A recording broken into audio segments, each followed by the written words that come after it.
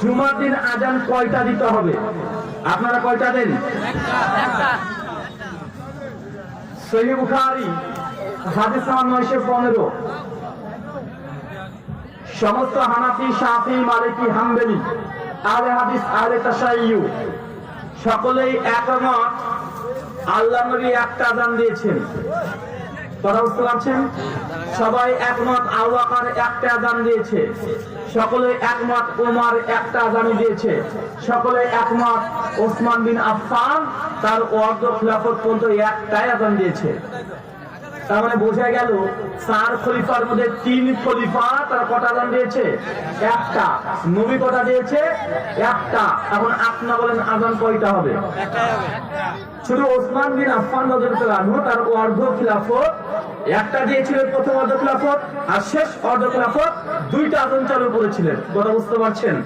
তারপরে ওসমান বিন আফফান তিনিও কয়টা দিয়েছিলেন? একটাই দিয়েছিলেন প্রথমে, শেষের দিকে দুইটা দিয়েছে। এখান থেকে আরেকটা মাসালা প্রমাণ হয়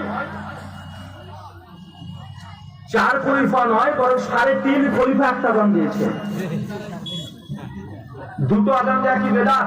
আমরা বেদাত বলি না, আমরা বলি যদি ওসমান বিন আফফান যে কারণে দিয়েছে সেই কারণে এখনো পাওয়া যায় তাহলে এখন আপনি দিতে পারবেন। ওসমান বিন আফফান রাদিয়াল্লাহু তাআলা কেন দ্বিতীয় আযান দিয়েছিলেন?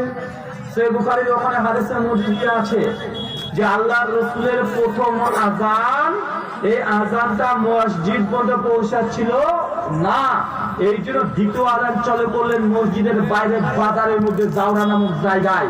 এখন আমার প্রশ্ন, আজকের দিনে আধুনিকতার কারণে জুমার প্রথম আযান ওটা বাজার পর্যন্ত পৌঁছায় কি পৌঁছায় না? যদি পৌঁছায় তো দ্বিতীয় আযান দেওয়ার কারণ কি? কি প্রয়োজন?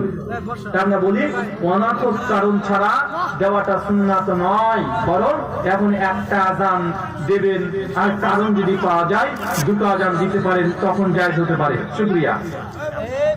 জানাজার নামাজে সংবাদ প্রচার করা যাবে কিনা? জামে তিরমিজি